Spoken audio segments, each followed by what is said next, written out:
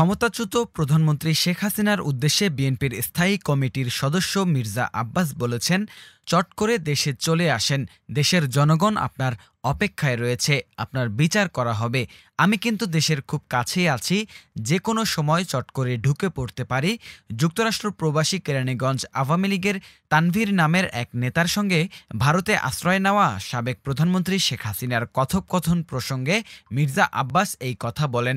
রাজনৈতিক দমন পীড়নের শিকার ব্যক্তিদের স্মরণে ও আন্তর্জাতিক গণতন্ত্র দিবস উপলক্ষে মঙ্গলবার বিকেলে রাজধানীর নয়াপল্টনে বিএনপির সমাবেশে তিনি এই কথা বলেন।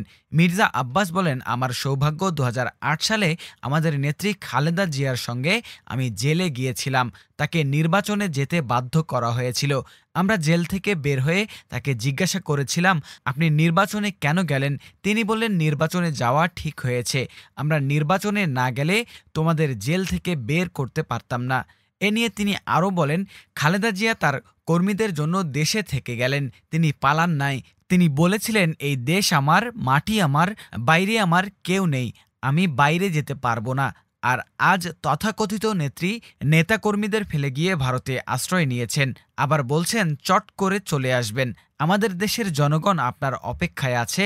আপনি আমাদের নেত্রীকে দীর্ঘদিন জেলে রেখে মৃত্যুর মুখে ঠেলে দিয়েছেন। এই দেশের জনগণ আপনার বিচার করবে। এর আগে বিএনপি নেতা AZM জাহিদ হোসেন বলেন, আমাদের সজাগ থাকতে হবে, ষড়যন্ত্রকে মোকাবেলা করতে হবে। গণতন্ত্র পুনরুদ্ধারের লড়াইয়ে আপনারা আমরা সবাই ছিলাম, এখনো আছি। ততক্ষণ পর্যন্ত থাকবো যতক্ষণ পর্যন্ত এদেশের মানুষ তার ভোটাধিকার ফেরত পাবে না, দেশের মালিকানা ফেরত পাবে না। আমি আমার বক্তব্য শুধু কৃতজ্ঞতা জানাতে চাই মহান রব্বুল আলামিনের কাছে। বিগত কয়েকদিন যাবৎ আবহাওয়া খুব বিরূপ ছিল, তার পরবর্তীতে 15ই সেপ্টেম্বরের অনুষ্ঠান আজকে 17ই সেপ্টেম্বর করতে হচ্ছে। আল্লাহর শেষ মেহেরবানিতে আবহাওয়া অনেক ভালো আছে। আপনাদের ব্যাপক উপস্থিতি আজকে প্রমাণ করে বিএনপি গণতন্ত্রের পক্ষের দল, বিএনপি গণতন্ত্রের দল। এই বিএনপি তো সেই বিএনপি একদলীয় শাসন ব্যবস্থা থেকে যে বিএনপি বহুদলীয় গণতন্ত্র এনেছিল।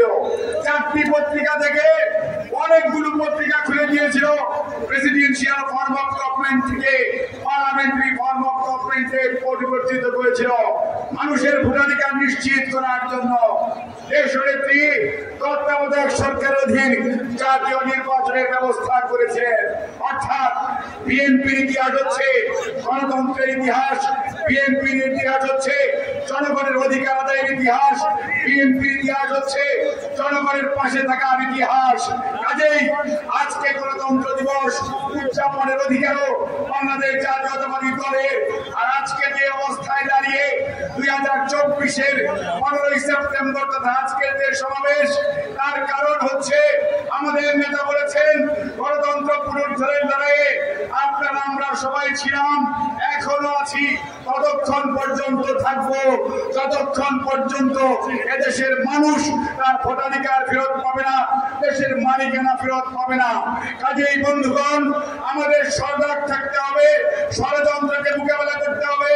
দেশনায়ক তারেক রহমানের নেতৃত্বে আগামী দিনে গণতন্ত্র পুনঃপ্রতিষ্ঠার মাধ্যমে শুধুমাত্র জনগণের মুক্তি আসার, জনগণের অধিকার আদায়ের মাধ্যমে গণতন্ত্র মুক্ত হবে।